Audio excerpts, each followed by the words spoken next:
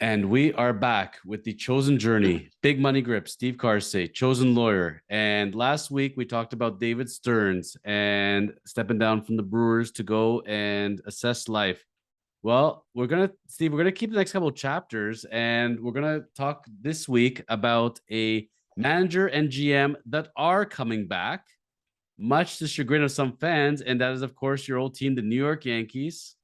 We got Mr. Aaron Boone and we got Brian Cashman. Yeah, both of them, just reading that, Hal Steinbrenner said they deserve to come back, and both of them will be back in 2023 and trying to construct a roster that will be good enough to beat the Astros. Brian Cashman, I think, has one of the hardest jobs on the planet, massaging everything that he has to do in his role. For so many years, for the most demanding team in the most demanding city with the greatest folklore ever in sports history, does it with a steady hand, with a smile on his face. And there's two camps out there. There's the overrated, underrated. And as an outsider watching his work, appreciating what he's done, literally, unless he wins a World Series every single year, people are on him. I think he's an underrated executive. Would you agree? It's a tough place, let me tell you. New York is a tough place to be, but again, you have the wherewithal and you have the monetary means to go out and get players. It's just making the right decision on the right players to get that can play in New York, that can take the criticism, that can take the boos sometimes when they come, because we all know that baseball is a long season. You're going to go through some ups and downs, and you're gonna have stretches where you're not so good. And I read an article not too long ago, maybe 3-4 days ago, saying that some of the players have called their agents and were upset that the Yankee fans were booing them during the playoffs. That's probably something that you do not want to have or come out, because the Yankee fans are not forgiving in that way. They need you to take accountability if you're not playing well, and they understand the game just as well as anybody who's playing the game. Yankees fans choosing to boo their players, which is not unlike Philadelphia, except Philadelphia, they'll boo you one inning and cheer the next and boo you the next. New York is a little more, I would say, refined in that way. But them choosing to boo or not boo players has nothing to do with Brian Cashman. And let's put this on the table, because there's one thing I think the media does not talk about, and I think it's a lot of hooey. And let's be realistic about this. You're not, I don't care who you are as GM and president. You can correct me if I'm wrong, Steve. I'm happy to be told, no, you're off base here. There is no way in God's green earth that you're running a business for somebody and you get to choose to hand out $100 million, $200 million, $400 million deals unless the owner is approving it or requiring you to do it. True or false? I think the majority of that is true. I think that the owner relies on the general manager to make the proper decisions on who he wants to sign. Now, on how much they're going to give that player is a deeper conversation. The market value, what an other player has. Listen, at the end of the day, this is the way how it works. You have the Major League Players Association, you have the owners, they're on both sides. They're trying to create a market. The owners are trying to make money. The players are trying to make money. So everybody tries to,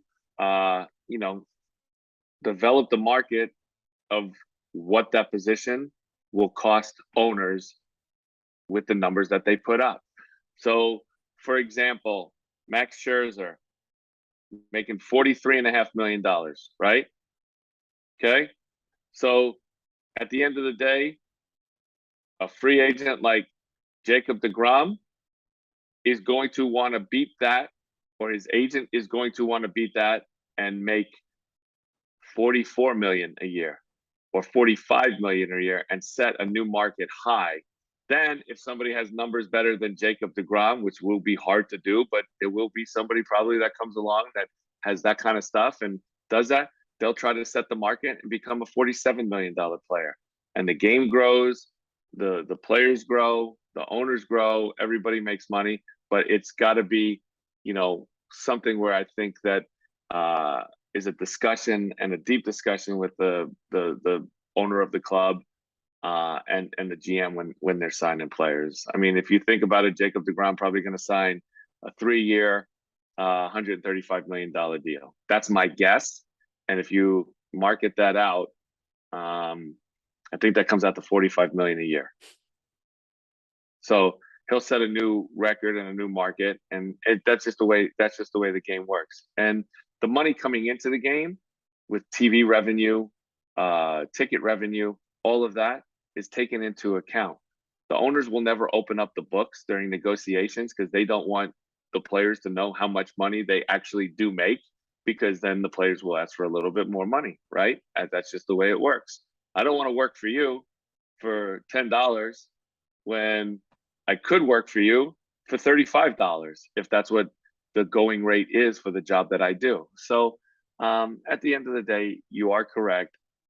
There is a deeper discussion on players' salaries with the ownership. But again, I think it's the general manager who talks to the owner about decisions of what players that they want to acquire, and then is it okay by the owner to go out and start negotiating with these guys' agent.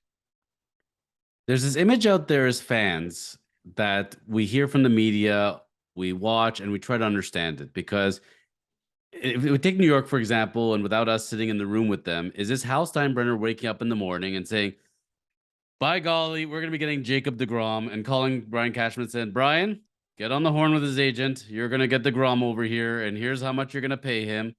And in which case, if that was the case, the GM in some capacity becomes a puppet for the owner, versus the GM saying, hey, I think deGrom is a great guy for us and the numbers work. Can you please sign off on this? Two very different conversations.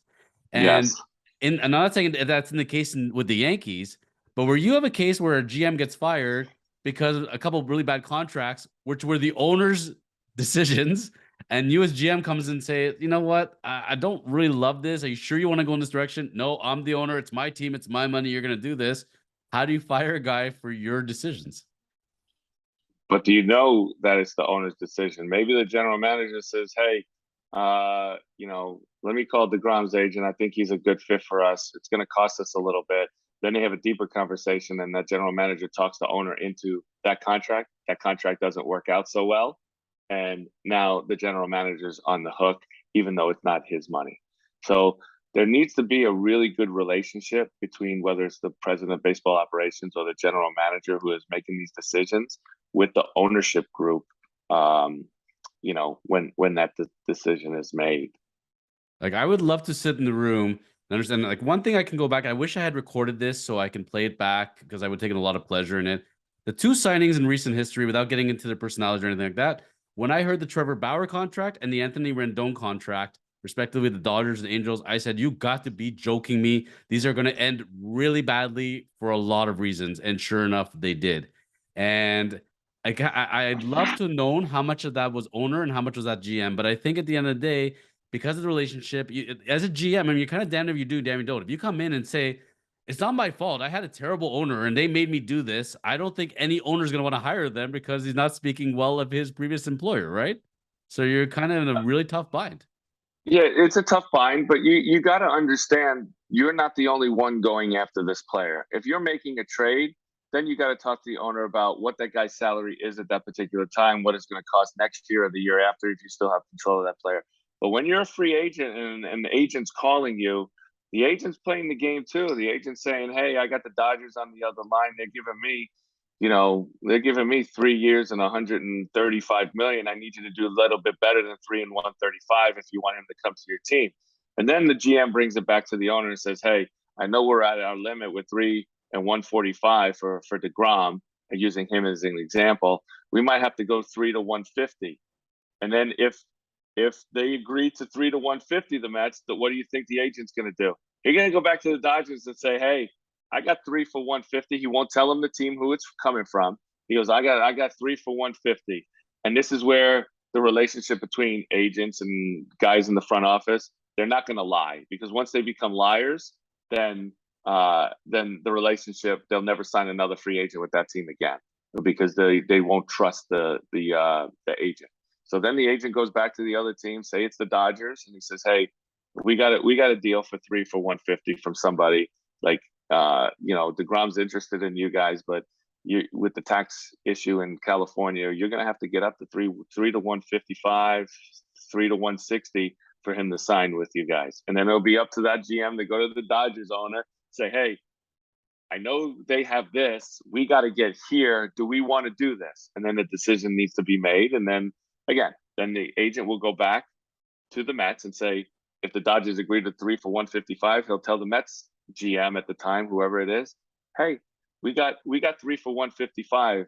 If you want 3 for 160, we'll consider that. And then that's where the negotiation employees come in and teams start bidding for free agents. So, ultimately it comes down to the owner's decision on a free agent if he wants to continue to pursue that road to get that particular player. And again, think about it. They're not only thinking about the player of what they're going to pay him, but about the asset he becomes with drawing money for tickets, drawing money for jerseys, the fanfare that he brings to the city. There's different layers, I think, that go into signing free agents and giving those guys that type of money. Jacob deGrom and his agent are watching this as we speak. They are taking notes. They're saying, Steve Carsey, we love you. Thank you for mentioning us at the level you are. And we agree with you. We definitely want to go for 55 to 60 million a year. Sounds perfect to us. All kidding aside, though, one of the reputations of Cashman, I think why he's been so successful, I think George and Hal are very different in how they approach things from a business standpoint, even though, George was the boss and George mellowed over his years. But Cashman has the perception that he is not afraid to stand his ground. He does his research. He relies on his people. He comes back to ownership. I think it is his team, good or bad. I think he does construct it in his manner. I think he has a plan in mind, and I think the team respects him for it. And that's why he's lasted as long as he has.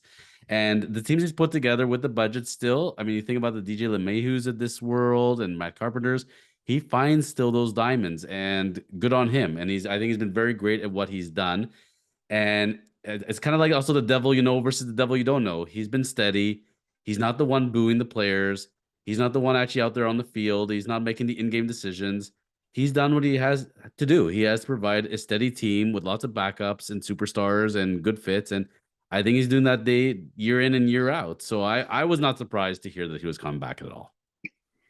Yeah, I mean, you can look at it both ways, right? I mean, do you think that the Stanton trade was a good trade for the Yankees in what they're paying for him? No. Right. No. So never thought that ever. No. But there you go. That's a decision that Brian Cashman has made. Maybe not signing Manny Machado. That's a decision that he made. Not signing Bryce Harper. Is that a decision he made? So you can go back and kind of work through the years of who he signed and who he didn't, and did it work out, didn't it work out. That's the great thing about this game is if you wait long enough, you'll be able to retract and find out how a guy produces to do it. I sent you something the other day where John Middleton, the Phillies owner, after Bryce Harper hit that home run in the 8th inning to put them ahead and ultimately get them to the World Series, where he's caught on tape and he's walking up to Bryce and telling him, this is effing unbelievable. I think I underpaid for you. And he gave him 13 years, 330 million. So in that moment, what he has done for that franchise up until that point, maybe that's a value that he sees and is just making a joke per se, but maybe he's not. Maybe he's like, hey man, what I gave you is legit. I might have underpaid you for what you're doing up to this point. I mean, again, 5 years from now, he may have a different line, but up until this point, what he's done for the city of Philadelphia is pretty impressive. And look, they did get him fairly in his prime. Yes, the man has injury history, little checkered there, but very different than the Pools contract with the Angels at the time as far as where they were at. I'll say this much about the Stanton signing. The Stanton trade at the time. That reeks of Steinbrenner-ness. If I am a betting man, I'm saying Steinbrenner ever interfered into anything, I would tell you that Stanton move was all of him. But I could be wrong. Maybe that was Cashman. Cashman seems more sensible, He doesn't like to give those crazy contracts. He wants to be able to have pieces that are movable and have flexibility. It just seems like a very smart dude to me. But again, everybody can have their day, so to speak. One thing I was very surprised, and we don't have to dig too much into this layer wise, but it's out there in the media now. Mo Rivera has come out and said, I am shocked to see Aaron Boone is back. I think he should have been let go. That is not a good look for anybody on any level, in my opinion. Yeah, I saw the quote on how tough decisions have to be made, and if you don't get to a certain place that you want to get to, I mean, you got to remember. I mean, you're in two different eras. You know, Mo played in the era where teams were kept together for a little bit longer periods of time. There was a little bit more chemistry. The game was played a different way. There weren't nearly as many strikeouts as there are today. So I think Mo's just talking from experience. He's talking about how things were when he played and George was running this team. It was win or go home, basically, Mhm. with the Yankees. And now, not that they're comfortable with just making the ALCS, but I think at the end of the day, there needs to be accountability somewhere, and that's kind of what I feel like he was kind of portraying or putting out there. If they don't get to a World Series, because they haven't won a World Series since 2009. Which is a lifetime in Yankee land. Now, Aaron Boone, you both, correct me if I'm wrong, did not actually play together at the Yankees at the same time. There was overlap as far as injuries go, but do you recall ever playing with him, pitching against him, any experience with Aaron Boone personally? Besides living in the same neighborhood in Arizona for a short period of time and talking to him there, not playing wise, but in 2003 when he was with the Yankees, I was hurt in spring training. I spent a little time around him in spring training, but spring training is so crazy that you don't really get to talk with the position players all that much because they're doing their thing, pitchers are doing their thing, and everybody's off, after the workout. But I got hurt in spring training. I had shoulder surgery and had to spend time in Tampa, and he spent the time uh, with the Yankees in 2003, obviously in New York, and coming out with that big home run against the Red Sox, just a little bit. And then he was gone. He had hurt his ankle the next year playing basketball, and he was off with injuries. And I was still making my way back and got back to the Yankees in 2004. So we missed each other, even though we were in the same organization for a while. Tell me, did he come to the stadium every day with a giant sack by any chance that he kept in his locker, or any kind of juicy Cameron Lowe type scenarios with Aaron Boone? No, Aaron is real reserved, low key, and goes about his business and knows what he does. He comes from a baseball family, so I think he was taught well. And you're saying living beside each other in Arizona for a period. So any, as far as generally wise, good guy, like relatable as far as your interactions with him? Yeah, absolutely. Just conversations, baseball conversations, and having interaction with him. When he's taking his kids to school or something, and we cross each other's paths. Walking in the neighborhood or something. Small world, people tend to get very excited about the Aaron freaking Boone home run. But you bring up a very good point because he is coming from that lineage and the Boone family, and great history there. I mean, just from dad, brother, and pretty cool. And him leaving his mark and managing. And look, he also has one of the hardest, most thankless jobs on the planet. You have to be 100% and you have to win, or you're deemed a failure no matter what. I mean, considering the lineup they had, considering the injuries they had, and look at how other teams got bounced, they made it pretty far, and they're up against world beaters in the Houston Astros, who are probably going to win the World Series. And guess what? It still wasn't good enough. Yeah, it's really tough. Well, think about it. A few years back, before Boone got the job, right? It was a Girardi got to the ALCS. They lost the ALCS, and he got fired. So, most teams would think getting to the ALCS and getting to Game 7, and not coming out victorious would get you another year on your contract and manage a team. In New York, sometimes it doesn't. And Joe Girardi, if I'm not mistaken, was the manager of the year for the Marlins and then got let go, correct? That is true. And Joe Girardi was the manager of the Phillies in the beginning of the season this year before they went through their losing streak, and he got let go, and Rob Thompson became the manager. And look where the Phillies are today. Probably not there with Joe. I love Joe personally. I love watching him as a player. Enjoyed his interactions. He always seemed like a guy, straight up guy, grinder.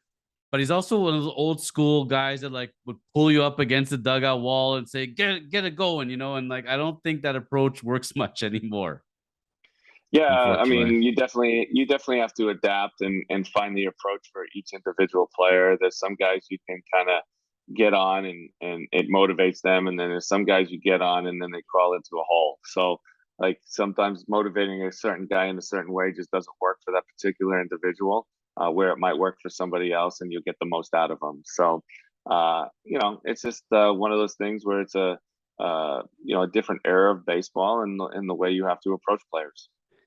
Well, if Mets fans are clamoring for David Stearns as their future president, then Yankees fans were clamoring for the following individual as the manager. You want to take the guess?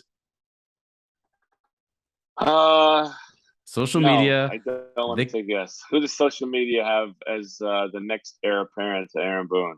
Well, you know, he's available. He's a Yankee and he went off and managed elsewhere.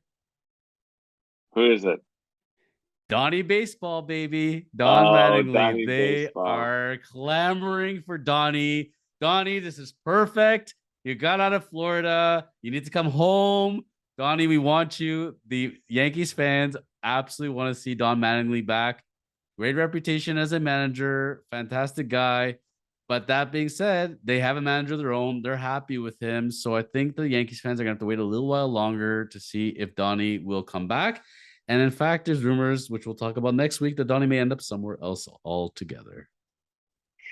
Yeah, absolutely. You never know. Baseball sometimes is just a revolution. It's a circular pattern with how guys get recycled and put in different spots because maybe that's just a better spot for the way they manage a ball club. And who knows? You know, you have young ball clubs, veteran ball clubs, and you always have to find the right guy to step in and be able to run that particular ship, so to speak. And in some ways, you know, there's a thing about going home, but Donnie's been a part of the Yankees for so much of his life.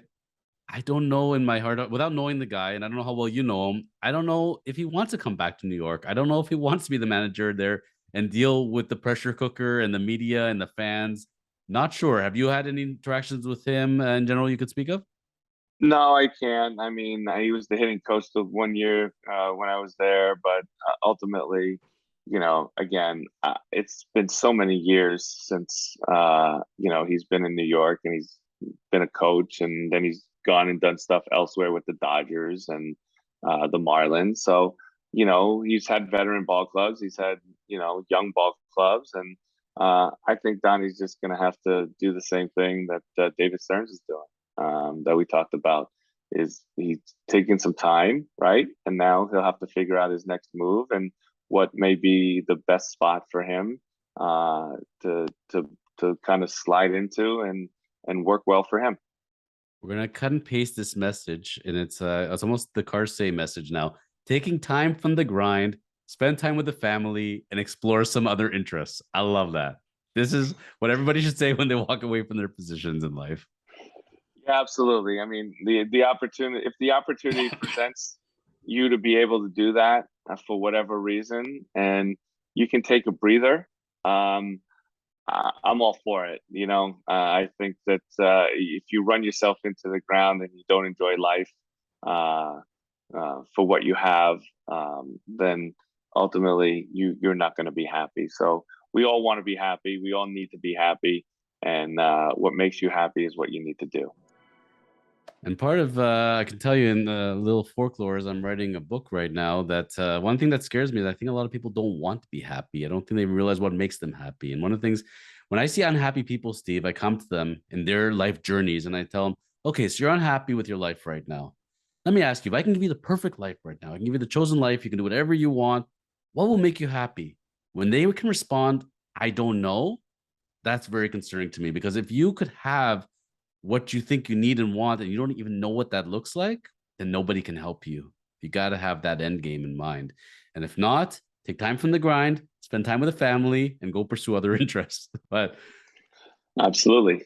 First and foremost, always think about what will make you happy. Now, what will make Yankees fans happy is we're summing up today's episode and we're talking about Cashman and we're talking about Boone. They're both come back. So, looking at the way that things are in New York currently, I don't think we can do much more, Steve, as far as riding the ship, except for the fact adding another starter like a deGrom, keeping Judge in Bay. But I think they're gonna run back pretty much the same team and just little tweaks with a giant free agent here and a giant free agent there. Your thoughts? Yeah, at the end of the day, just watching the Yankees play, I think they need to be a little bit more athletic. I think they get younger, and they need to find what the best fits for them are in free agency. Do they need a full time shortstop? I heard that they're not going to spend on a shortstop from an article I read. Um, obviously they want to keep Aaron Judge, but I know there's going to be many suitors. San Francisco is going to be really pushing hard for him, and they say the the bank account's open. Write your own check basically for Judge because they want him out there. So it'll be an interesting offseason for the New York Yankees, like it always is. They'll have to find the right guys. And they ultimately got to keep guys healthy, right? Benintendi, LeMahieu, if those guys come back and they're healthy, and if they sign back with the Yankees, if they're not under contract already, then you know they'll just plug in and play. They're good players, they're quality players, and they just got to tidy up a little bit around the edges and see what they do because they know they're a well-rounded team as far as monetarily goes, and they can spend the money. It's just how much money they're going to spend. I'm still convinced that Judge has come back. I cannot see him anywhere but pinstripes. And I agree with you. The Giants are looking to make a big splash. When we are shooting our whatever, we're going to be on chapter 100 at this time next year. And we are in the off season of the 2023 season. And the Shohei Ohtani sweepstakes are going to be upon us. The Yankees and the Giants are going to be setting new records in what they're offering this man. And that's going to be a lot of fun to watch. Because if Ohtani has 70% of the season he had this year, oh boy. And I'm still going on record. Apparently he loves California. He wants the weather. He will be a San Francisco Giant for the 2024 season. Mark these words. It's going to happen. I know I said the Cardinals are winning the World Series, but I got to be right sometime. So we're going to go with that. I have him as an LA Dodger. You have him as a Dodger, eh? I'll bet you a steak dinner on that one. Fair. There we go. It's on. There you Perfect. On that note, we're going to say goodbye at this moment, and we're going to come back next week, and we got to keep the coaching carousel going. There's a story breaking in Major League Baseball, and by the time we launch it, we probably will know the answer, but maybe not. But there's a hot rumor of a manager perhaps coming back to his home city. Stay tuned.